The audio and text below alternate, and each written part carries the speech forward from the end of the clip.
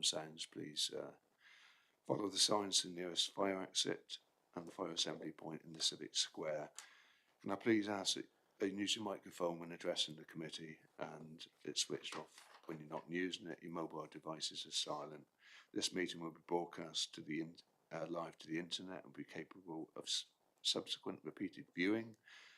By entering the Warspite room and during the course of the meeting, councillors are consenting to being filmed and the use of these recordings for webcasting purposes. Can I ask Ross, is there any apologies, please? Thank you, Chair. We've apologies from Councillor Allen and Councillor Freeman is substituting. Councillor Stevens has also given apologies. Councillor Krishnak is substituting, and we've also received apologies from Councillor Nicholson. Okay, thank you. That's noted. Oh, apologies, Chair. And Annette Benny, our independent member, has also provided apologies. Is there any declarations of interest with regard to any matters in the papers today? No. Okay, so that's noted. There's no chair's urgent business under item 5, which brings us to section 6, the annual auditor's annual report. Yes, so we're just going to ask if we can ask the finance chair.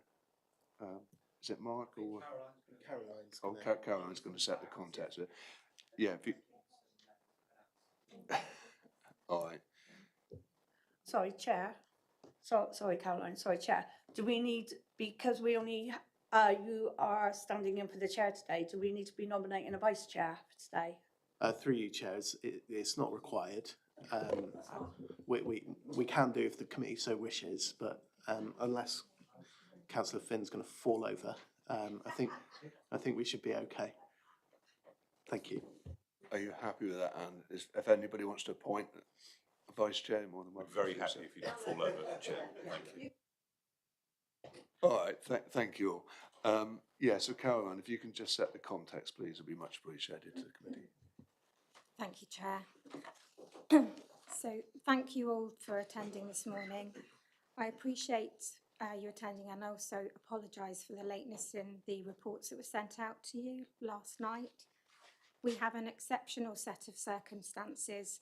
The SIPFA publication, which I sent through last week, wasn't issued until Monday. This is a unique situation that is national. So, and we didn't receive the audit opinion until Tuesday late afternoon. So we then had to assimilate and write the necessary reports, which is why it's taken a bit longer to get them to you, and I do apologise for that. I'd like to just set a bit of context as to why we're here.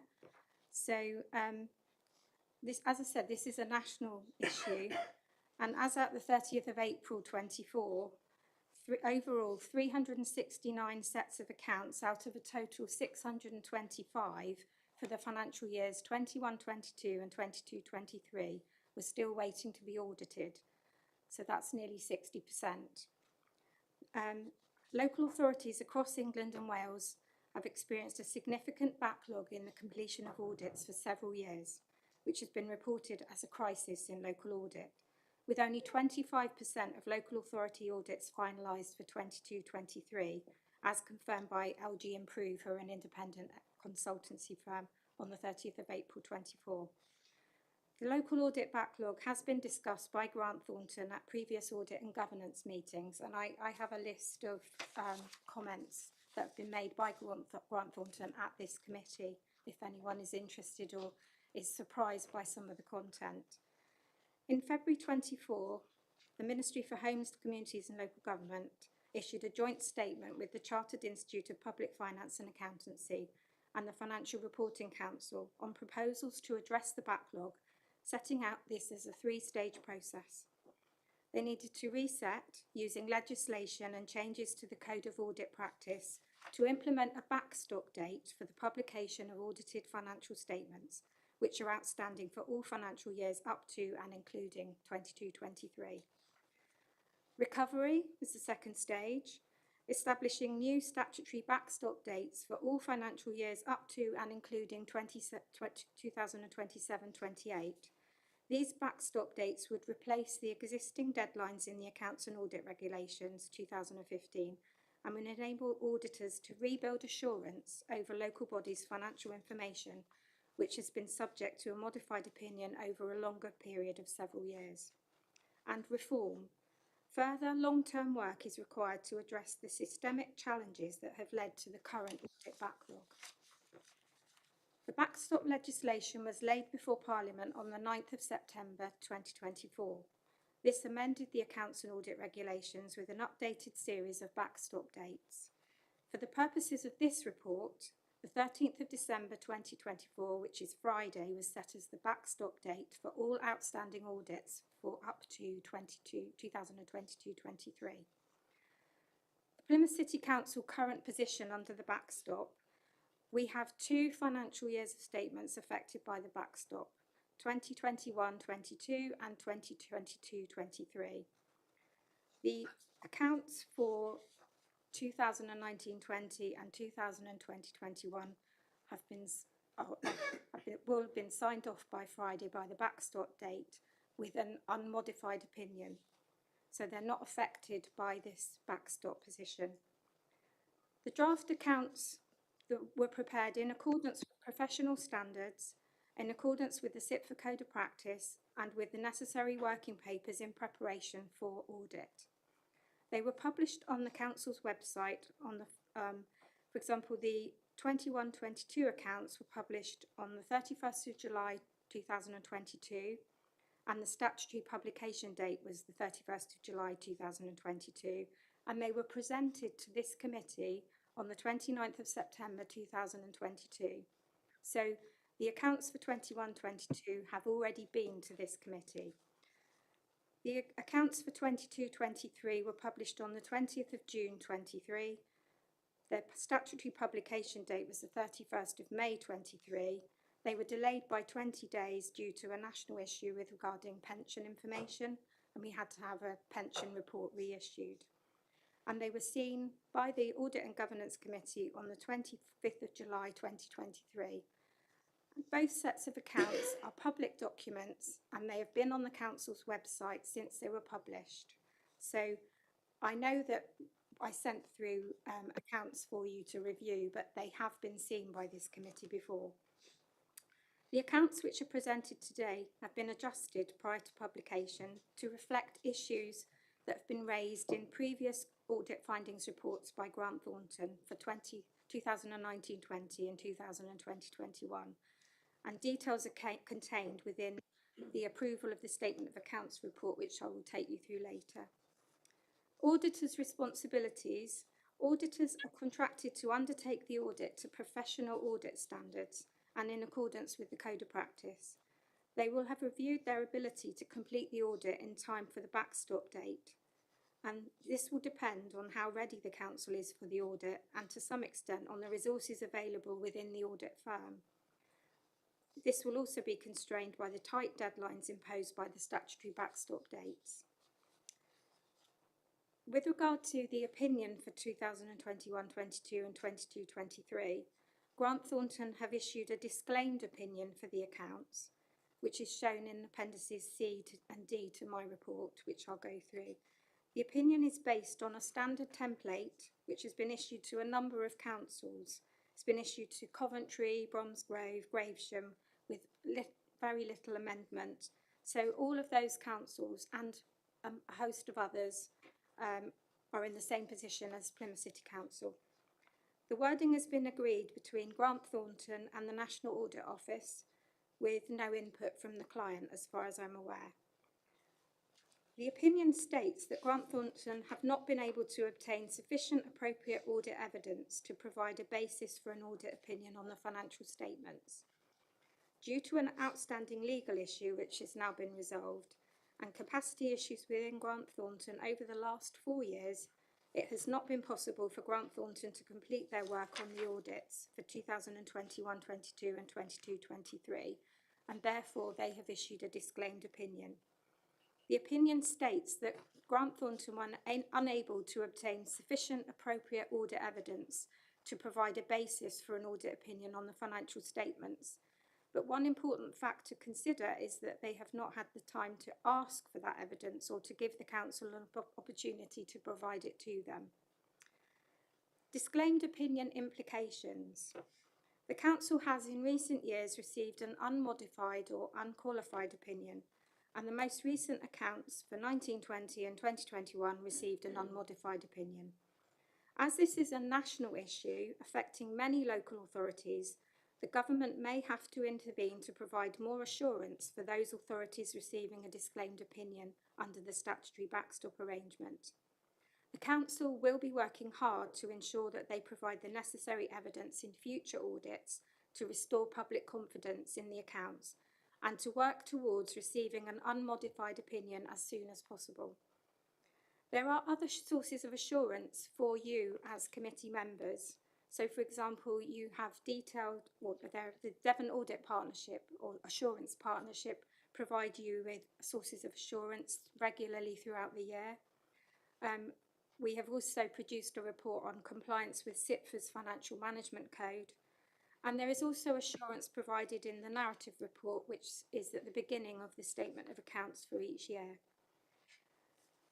With regard to audit fees, the Public Sector Auditor Appointments Panel set a scale fee for the 21-22 audit of £111,393 and for the 22-23 audit £122,505.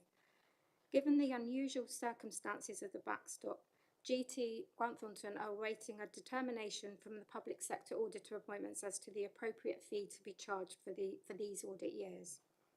The audit fees out of interest for 23-24 are £375,258 and for 24-25 are £409,064.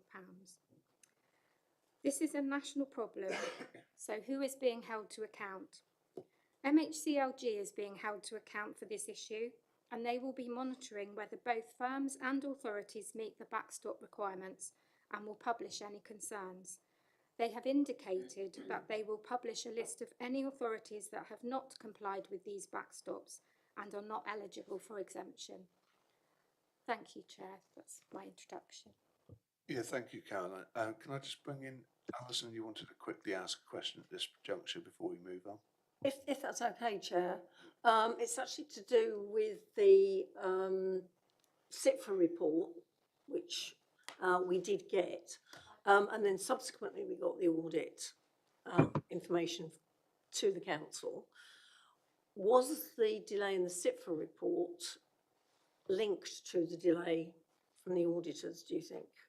Or I'm just trying to find out whether that was one of the reasons potentially why Grant Thornton I can't really comment on why everything has been so late, but the fact that we didn't receive the reports from the auditors until Tuesday has put quite a squeeze on us as a team to comply and produce the necessary information for you as a committee.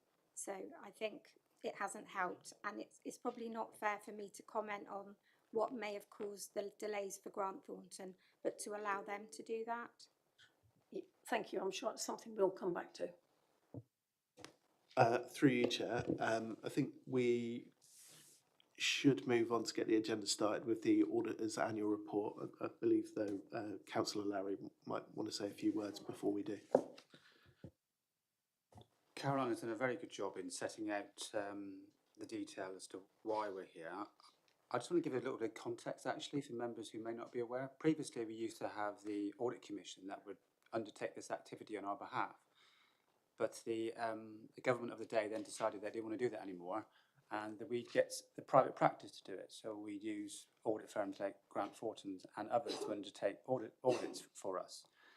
And it's my view and opinion that we're in this situation because of the politics of the day that were derived from a Conservative government, in that they abolished the Audit Commission, we put it out to tender, and I'm of the belief that, having watched this process for many years, that it's not been the best, to say the least. And I'm not entirely sure whether, as custodians of the taxpayer, that we've been getting a good response from the audit team for these audits for many, many years. You know, I'll take you to, as an example, some of the audit recommendations made. And one of them, and I've objected to consistently, refers to that members should take the advice of the Section 151 officer. And whilst in many respects I agree with that context, but from time to time, as elected representatives, it's down to you in this room to make decisions as to what we do. And I find it quite objectionable to be told by an auditor that we should simply do as we're told to do by the officers of the day. But if that's the case, then quite frankly, let's not bother to sit here anymore and demolish democracy and let the officers of the day run the committee and the council and so on and so forth. So that's not what I would expect to receive in a report. And we're going to get to the report, and Mr. Dossett's going to introduce it himself in a minute. But, you'll note that the report is 2.5 and 3.5 years collectively out of date. And the vast majority of the issues raised in respect of this report have been overtaken by events and been addressed anyway. They talk about the medium-term financial plan and the issues there. Well, you'll be aware that that was presented to council last month and it was presented to the council the previous month, and so on and so forth.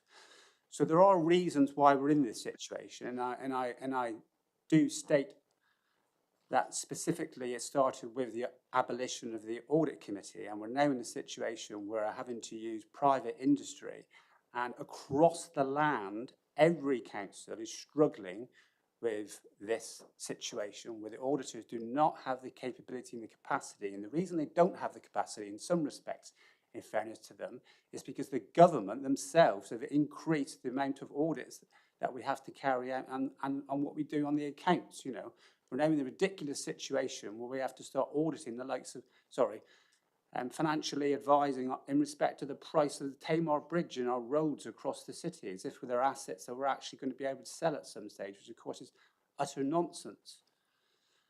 But that said, we are where we are, and I would hope that you would take the words by Caroline and the 151 officer in this case that give you some comfort that these accounts have been published many years ago in accordance with the statutory professional requirements and the SIPFA requirements, and we take the necessary measures in signing them off and we can move on.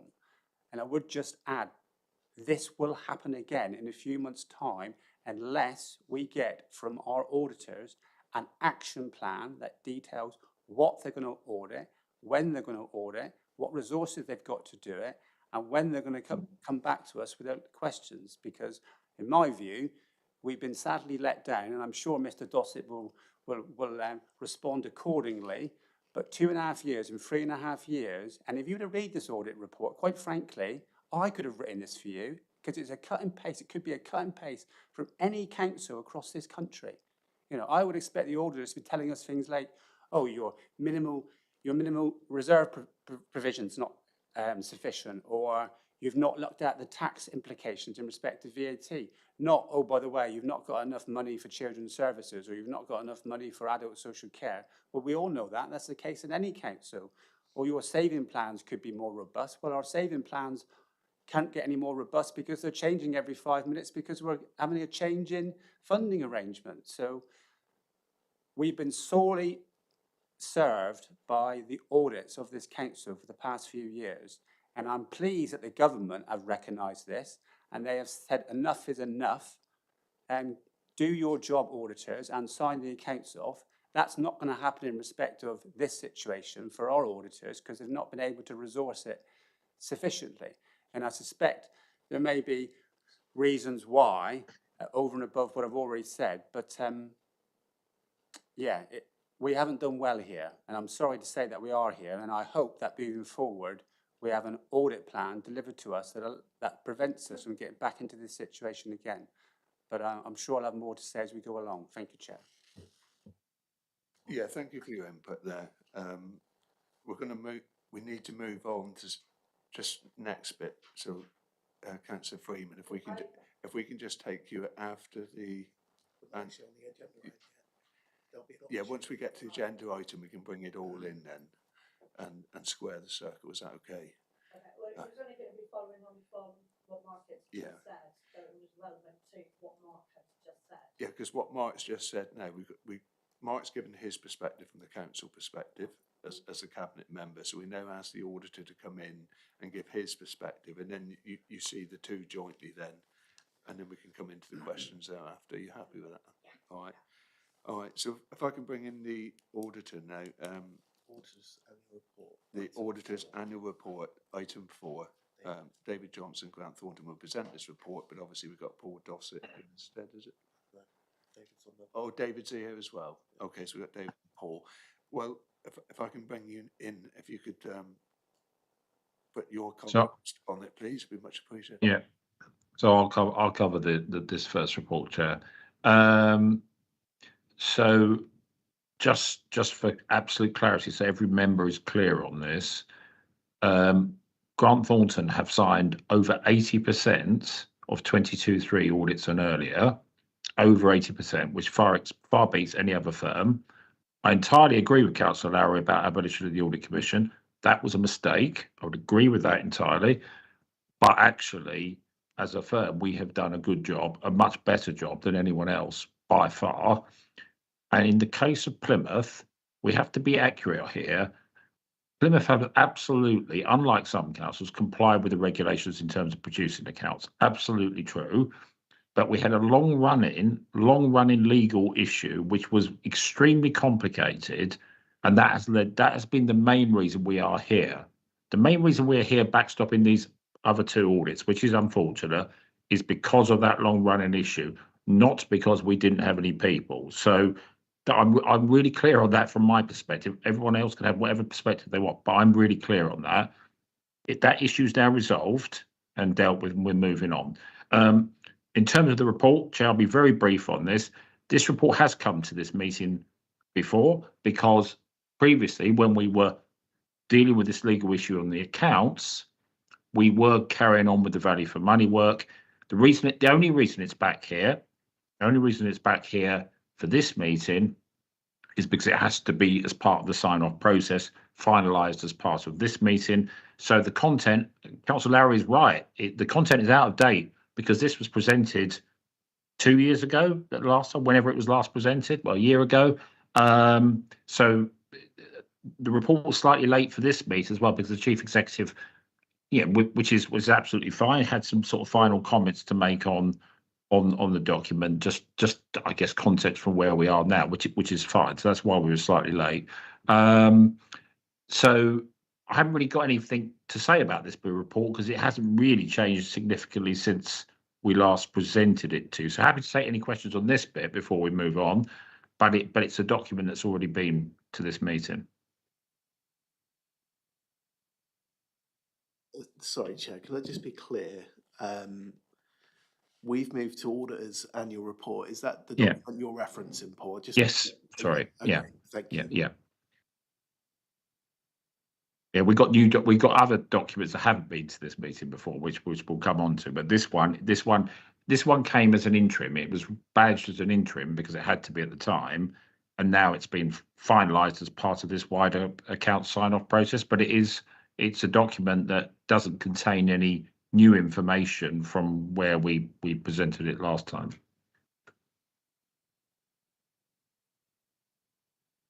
Is there any comments with regard to the auditor's annual report? I think Paul's been absolutely clear, because obviously the issues of the last 4 years we've been working on constantly, been constantly coming back to this committee. We know what happened 4 years ago. We know how the accounts were set back, and we know we're in a difficult position reconciling it going forward. So is there any comments with regard to Councillor Ray? Just a point of clarification on something Paul said. Yeah. We talked about the legal issue and it having been resolved. It's also in the letter we received.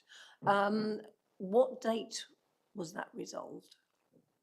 Do you know exactly when that was finalised and sorted from your perspective?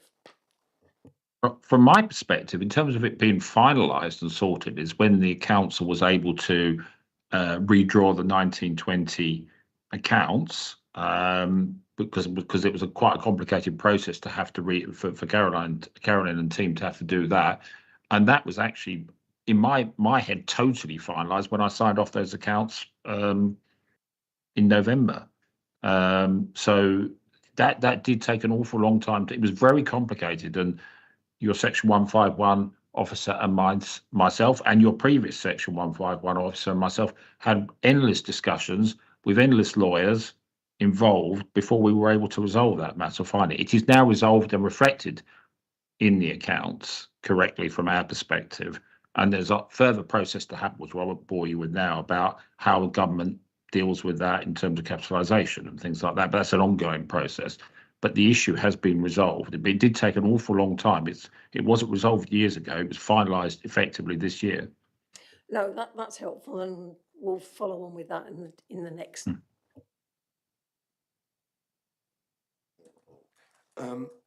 Just one question then. So your reports are all complete now. Are you totally satisfied as auditors with regard to where we are now? Because basically,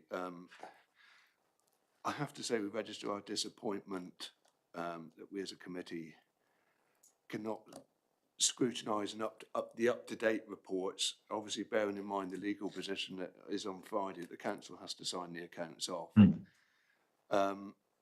So you're 100% satisfied with what's in front of us today will not be materially different from what will be coming forward thereafter? Because as I said, it's the committee's position by Friday. Right. Thank you, Chair. I understand the question. So obviously, in terms of those set of accounts that you've got, obviously the finance department have produced those accounts in accordance with professional standards and done all the work they need to do that. The two backstop years, we haven't carried out audit. Apart from the value for money work, we haven't carried out any audit procedures effectively on those 2 years or any detailed procedures.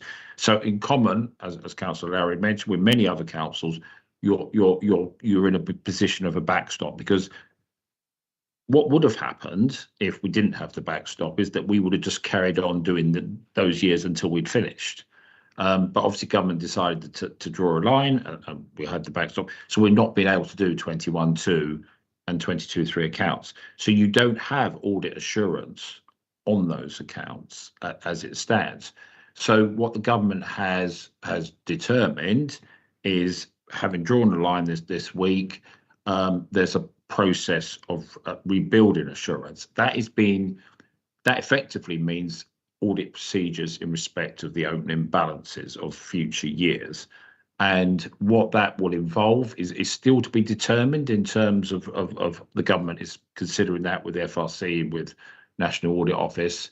There's a determination from government to resolve that position by the end of the 25-6 audit. Now, how that happens is open to interpretation. We're very, very clear that from a resource point of view, that we will have the resources to do the work that's required in general for the audit. The question is how much work we'll have to do on those opening balances, and that is still to be determined. But ultimately, if government, the FRC, whoever determines what that work is, then we will have to do that work within a time frame. That's part of the procedure. So effectively, you haven't really got assurance from an audit perspective on 21-2 and 22-3. That assurance effectively is postponed until date later on down the line via work on opening balances, when that can be carried out. So it's obviously not a satisfactory situation, as I think has been identified. That figure as of Friday could be 50 to 60% of all councils. As I said very clearly, for Grant Thornton, it will only be 20%, which does include Plymouth. And it is a worrying situation, but we'll have to rebuild assurance over time. I think also, just to, and again, this is not yet known, but clearly implying imposing a set of backstops doesn't solve the fundamental problem of a lack of auditors and a lack of focus on the right things. And I do agree with Councillor Lowry about focusing on the Tamar Bridge and other things. I don't think that's of value, but we've been compelled by auditing standards to focus on those things. It wasn't a choice from Grant Thornton. We've been compelled to do so. And I think government are considering what form of other leadership model in local audit might work better to enable the auditor to focus on the things that matters. So we'll have to see how that pans out. In the meantime, when we carry out our work on 23-4 and beyond, that's when we'll start to have a process of the catch-up. All right, so just to be absolutely clear, obviously the settlement, the council hasn't had its settlement yet. Is that going to have ramifications for the budget going forward? What do they perceive? Is it going to be a financial settlement? Have you heard whether it's going to be a financial settlement over 1, 2, 3 years, or is it going to be on an annual basis as we currently stand? From what I understand, 25/6 is annual, but then the 3-year plan is coming after that, as far as I understand. Bring Councillor Freeman, please. Thank you, Chair. So I am subbing today for a permanent member. I'm a little bit concerned with several things.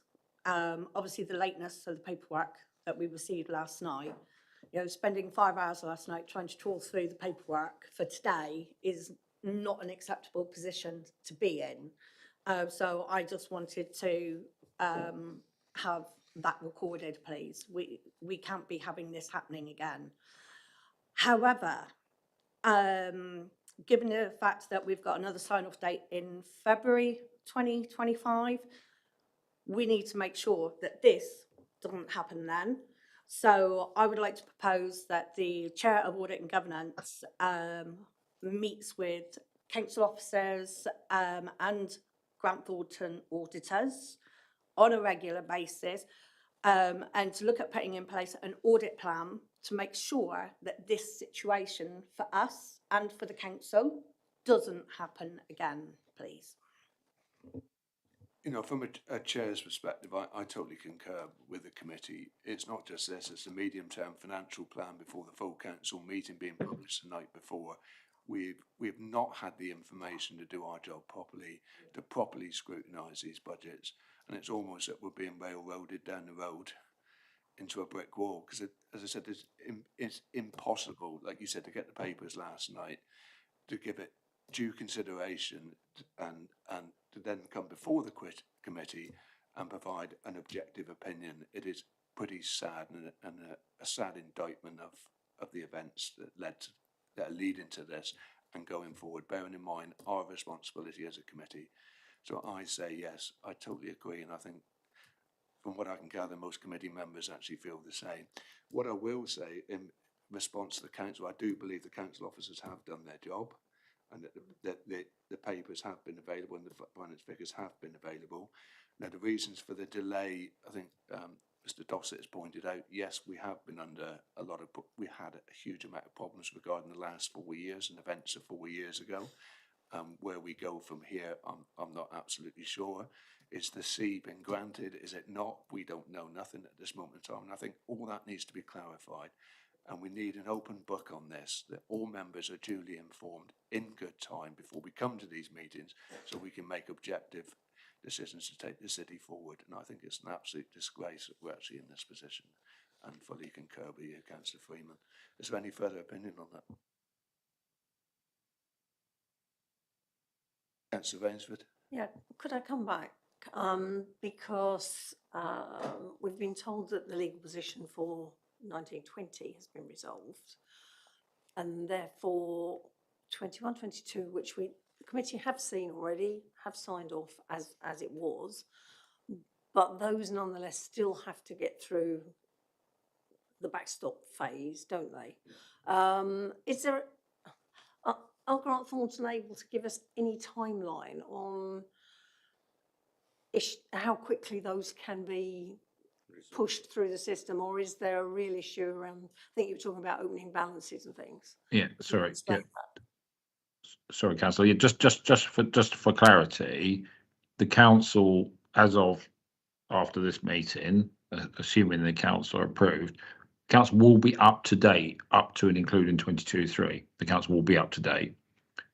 It just will have backstopped audits, which means that it is the opinion, the disclaimer opinion, that means there needs to be a process of recovery, which is about doing the audit as normal, the in-year transactions plus closing balances, but also doing work on opening balances. And that process will commence in earnest in 24/5 and 25/6. Now, what that process is has yet to be fully determined by government. That is a government FRC National Audit Office decision, not a Grant Thornton decision. We are waiting for guidance on what that looks like, and we will execute what is required once that guidance is issued. So we've done the reset phase effectively on the 13th of December. Yes, yeah. So what you'll have audit opinions up to and including 22.3 at the 30th of December, and you will have an audit opinion. I mean, David and his team are working on 23.4 at the moment at the end of February for 23.4. So once we get to the end of February, we only have 1 year in play effectively, which is the 24-5 financial year, which that work will commence after that.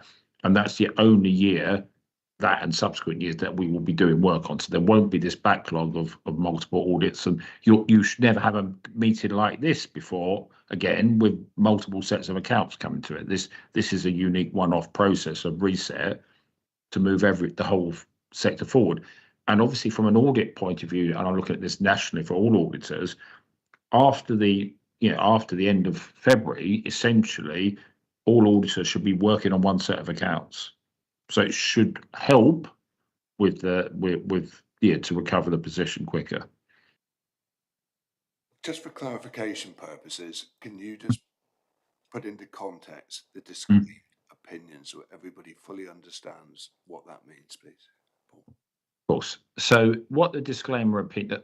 So what I Chair, the way I'll do it is I'll talk about what a normal disclaimed opinion is and what this one is, because they are different things. So a normal disclaimed opinion, which we have issued actually at some local authorities in the last few years, is where the auditor cannot place reliance on the numbers. The auditor has carried out audit procedures and they cannot place reliance on the numbers for whatever factors they may be controller journals, it may be asset, wherever the asset valuation, could be any range of factors. That means the auditor can't. Now that's a really bad place to be. In terms of this disclaimer, this is a disclaimer by statute. So this is a government imposed disclaimer, which means the audit team could have carried on doing these audits and finishing these audits and reaching a conclusion, but they have been prevented from doing so by government legislation. The government legislation says, sorry, you can't carry on. You have to stop where you have to stop. So what the opinion here is a statutory disclaimer. So it is determined by government, not by auditors. So they've determined this to be the case.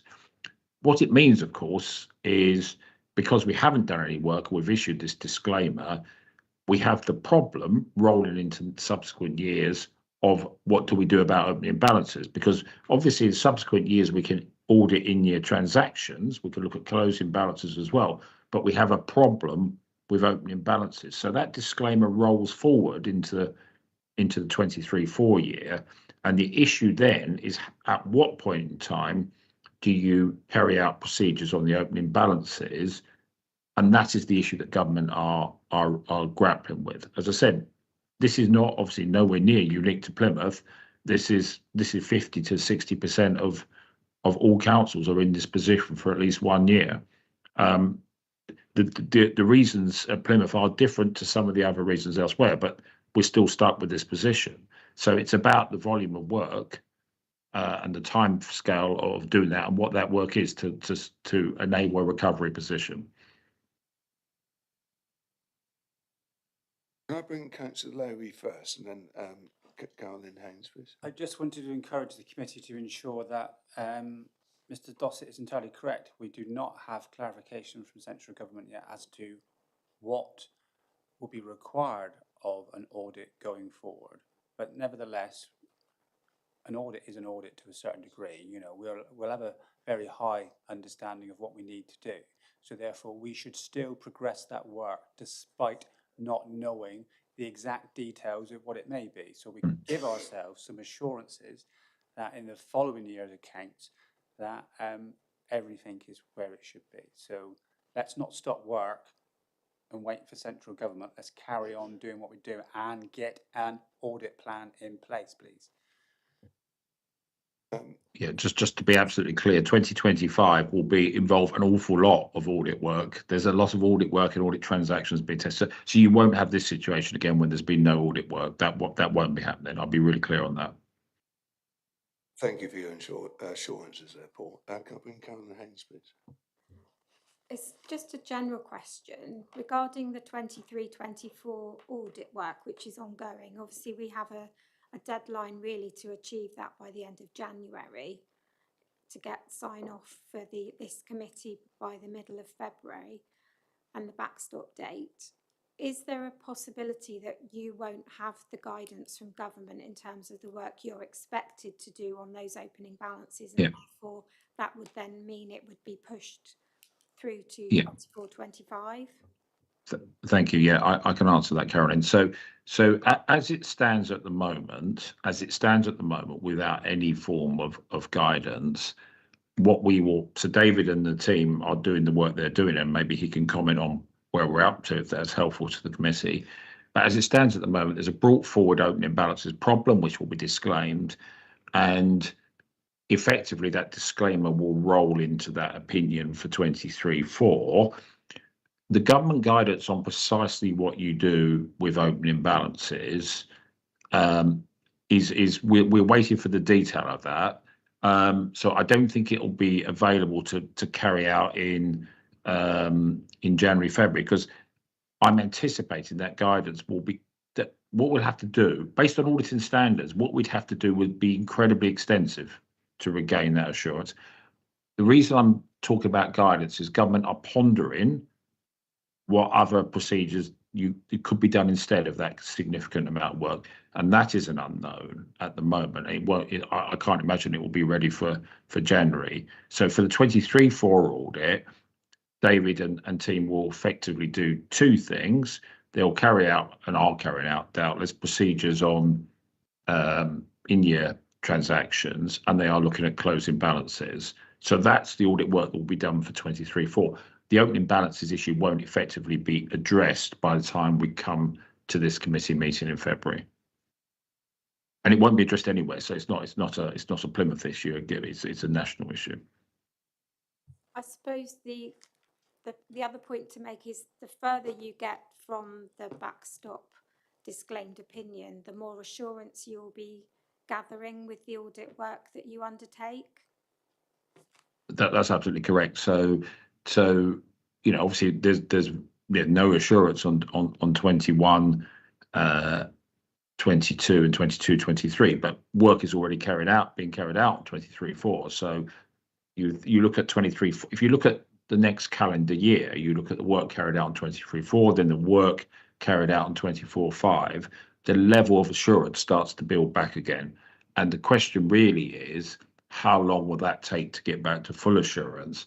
And the reason I refer to government legislation or government guidance is there's two ways of doing this. There's the full compliance with the purity of auditing standards, which is quite a long-term game. And there could be alternatives that government come up with in terms of how they might look at reserve position for local authorities. There is possibilities. We don't know what that is at the moment, but we just have to follow that guidance when it comes through. But I think the really important position is these 2 years have not had audit work on them, apart from the value for money side. 23-4 has audit work on it, and 24-5 will have considerable audit work on it. So we will the process of recovery has begun effectively. Is there any further questions regarding to the auditor's annual report? All right, we'll make this the final one, Anne. Okay. So while we're talking about the 23-24 audit, can I ask how far through that audit you are at the moment, please? Yeah, David will pick that up, Councillor. Thanks for the question. So as Paul says, we have been working through the 23-24 audit, notwithstanding the opening balances issue, recognising that the backstop date in February. I don't know if you want a percentage or just a general feel in terms of where we are, but generally we have been holding regular meetings with Carolyn and her team. We have made sure recognising some of the comments made, that we do have sufficient resources in place to manage that process and get through the work as best we can. It is, as I'm sure you're aware, a balancing act between closing down prior year audits and continuing with the current year audit, which has had an impact on Carolyn and her team, because there is only so many hours in the day and there are only so many of them, and we have to recognise that in our work, while still moving forward in terms of getting the assurance that we need over the closing balances for 23-24. I can't give you a percentage because that would hold me to hostage. All I can say is at this date, as at the 11th of December, there is nothing that I'm aware of that would make me feel that we wouldn't reach that audit date and be able to provide assurance and sign the opinion. And certainly, I'm sure Carolyn and her team are working towards that as well. Can I just, sorry, I was just going to follow on from that to say that it would be extremely helpful for my team to be able to put the accounts from previous years to bed through this backstop arrangement, so that we can purely concentrate on delivering the audit for 23-24, because there, as David said, there are only so many hours of the day. We are quite a small team and we have been managing change through 5 financial years for the last year, and that has a huge impact on our ability to respond in a timely fashion to the auditors. All right, just very quickly, Councillor Freeman. Yeah. Sorry, thank you, Chair. Yeah, it's just following on from David's reply there. So can we be assured as an Audit and Governance Committee that that Plymouth City Council is going to receive their audited accounts in January, obviously the latter part of January, in order that it can be sent out to us the 7 days beforehand for the meeting on the 18th of February, with the backstop being a week later? What assurances can you give us of that, please? I mean, I can never provide 100% assurance, because there is no guarantee that nothing will not spring out of the woodwork, or there will be a change in government direction or change in guidance between now and that date. All I can say is that the team that we have in place and Jackson Murray, who is taking over from Paul as the engagement lead, we have all committed to Carolyn and David and the team, and you as the wider members, to ensure that we get the audit progressed and completed. In terms of audited accounts, the accounts will, we will comply with the reporting deadlines. We will present our reports as we normally do.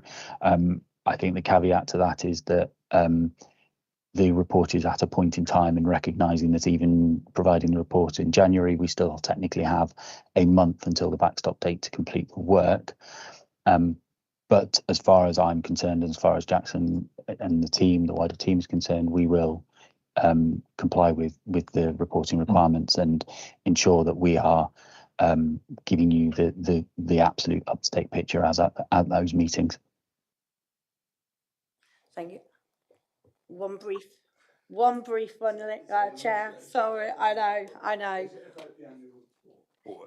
It is connected with it, yes. I'm not feeling the assurance, and with the due diligence that we need to do and the lack of time we've had to do it, how soon, and this may be one for Ross or for Councillor Lowry, but how soon can we get an audit plan put in place so that we can keep really close tabs on what's happening and how it's happening?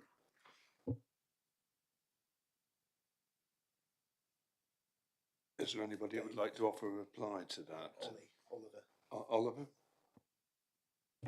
I think producing an audit plan with external is necessarily a collaborative process between Carolyn's team and the auditors, and no one side can give you a definitive answer to that question without some discussion between us. So we will take that away, and we certainly take the point. And I think, David, we would ask that we do some work with you and your team to plan out timescales so that we recognise the concerns that the committee have raised today around the timeliness of papers and do some thinking about that, preferably before Christmas, so that we're using the time in January as best we can. Just to come back on that, and thank you for those comments.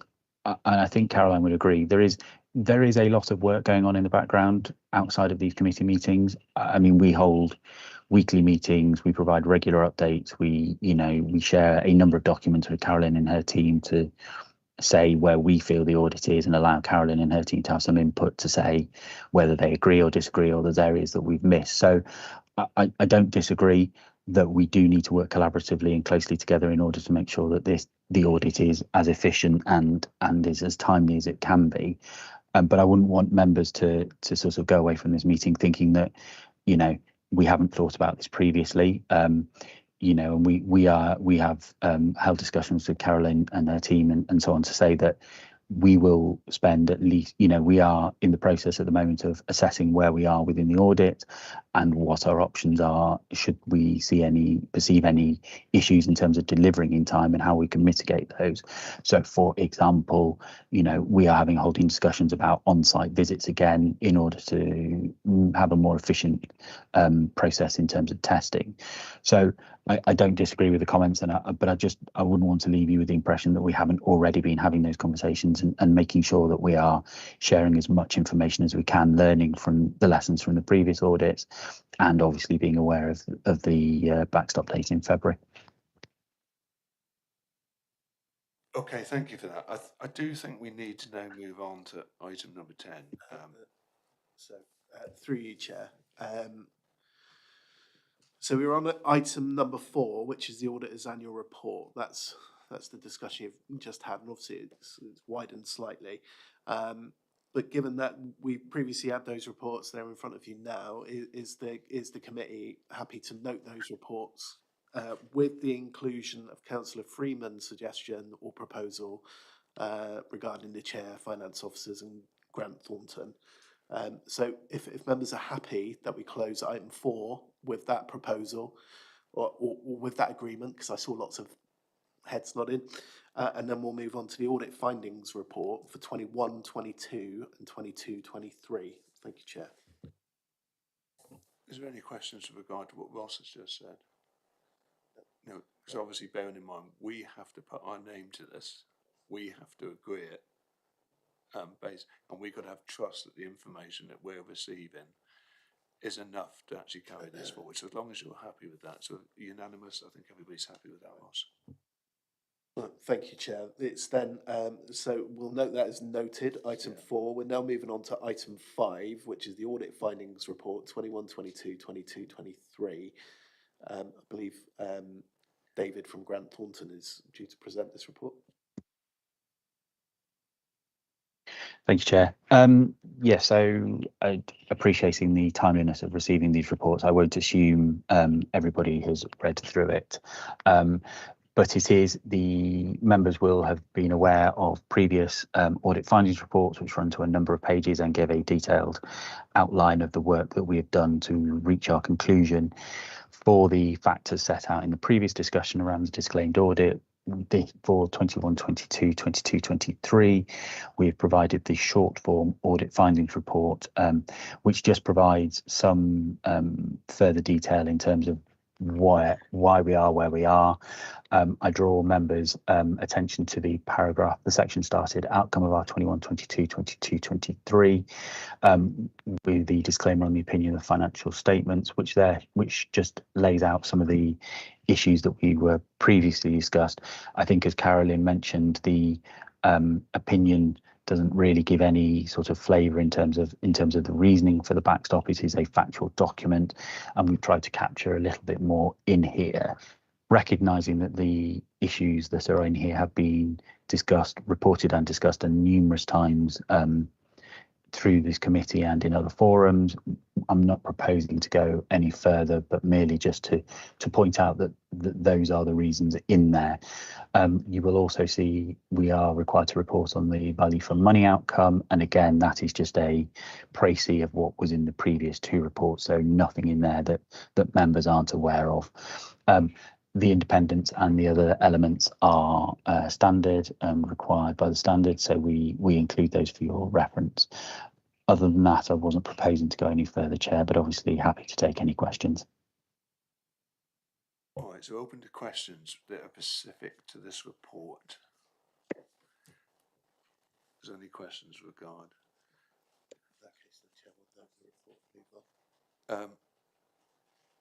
Thank you very much for that, David. What we'll do is we'll note the report and we'll be moving on if there's no further questions on this item. Thank you for your input.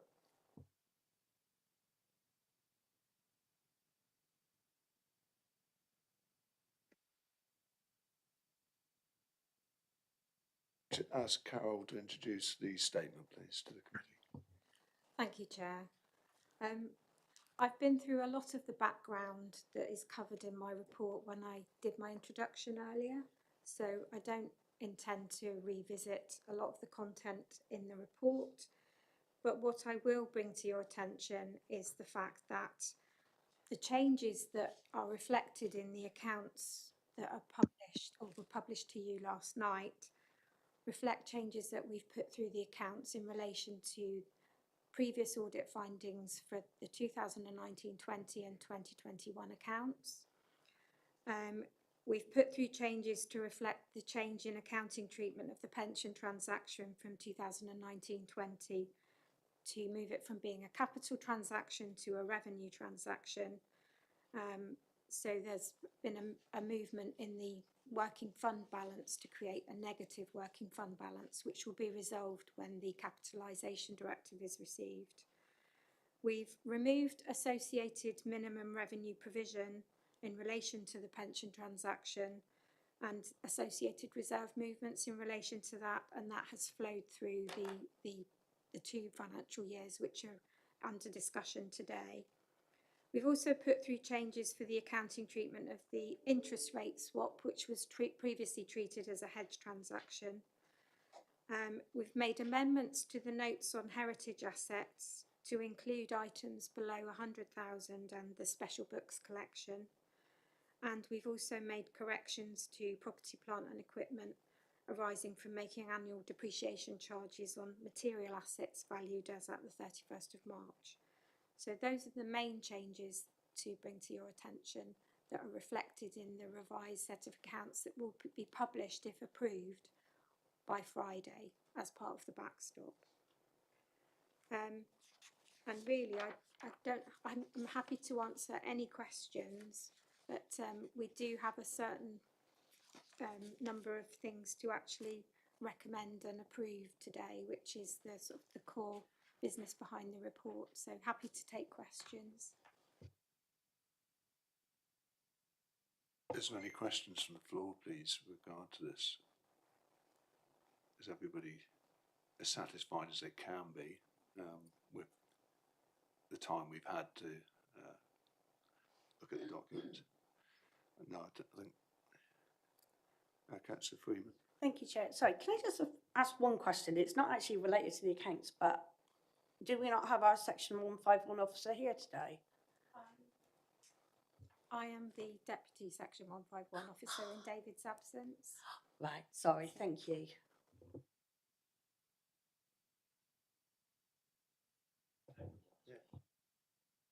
All right, Carol. Thank you, Carolyn. Thank you for presenting that. I think. Well, through you, Chair, would you like me to? I think it would be wise if you could, please, Ross. Thank you, Chair, through you. So the recommendations in front of you today, committee, are to approve the statement of accounts for 21-22 attached as Appendix A, and the statement of accounts for 22-23 attached as Appendix B. This is a statutory requirement that is considered by the committee, approved by this resolution, and signed and dated by the person presiding at the committee, which will be Councillor Finn. The second recommendation is to delegate authority to the Section 151 officer in consultation with the Chair and Audit and Governance Committee to sign the letters of representation to Grant Thornton for the Council and to sign the accounts. Recommendation 3 is to note the amendments to the 21, 22 and 22, 23 accounts and that they will not be subject to an external audit but will be instead subject to the provision of the backstop legislation and are anticipated to be finalised before the 13th of December 2024, this Friday. Recommendation 4 is to consider the contents of the audit opinions for the Council, appendices C and D, and the letters of representation attached as Appendix E and F are authorised and submitted to the auditor. So those are the recommendations, Chair. Just thought it was important to make that very clear before members voted on them.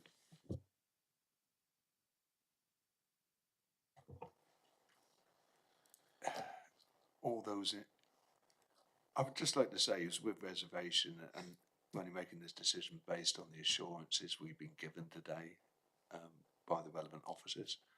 I think that's only fair to mention that we have not had the proper time to review this, to go through it line by line and be 100% confident. So the recommendations are set before you. Like I said, I will agree it with reservation and based on it, only on the insurances we've received today. Are you happy?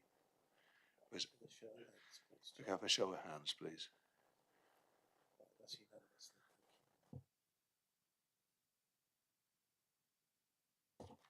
All right. So tracking decisions, 22.7 tracking decisions, pages 1 to 6. I asked the committee note the tracking decisions in the documents. Are there any questions with regard to them? No. Okay. Close that down. 25.8, the work programme 7 to 10 in your pack. I ask you to consider the work programme. Is there any observations or points that you'd like to raise?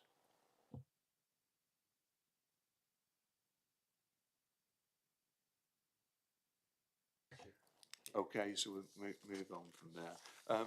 Needless to say, it's a shame that we are where we are.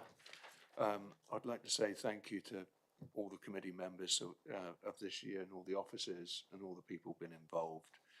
As I said, it's a forum to which people can get off their chest, or as an open forum to which sometimes one agrees to disagree. However, I think they've done a fantastic job over the year. I'd like to say thank you to the auditors, Paul, David, etc., for your hard work as well. And let's just hope in the years going forward that we never come up against this again, because I think it's a terrible representation to the publics that we purport to represent. And that's needless to say, to wish everybody and their families a very happy Christmas, and let's hope for a better New Year for everybody. So I bring the meeting to a close. You all take care. Thank you, Chair. Thank you.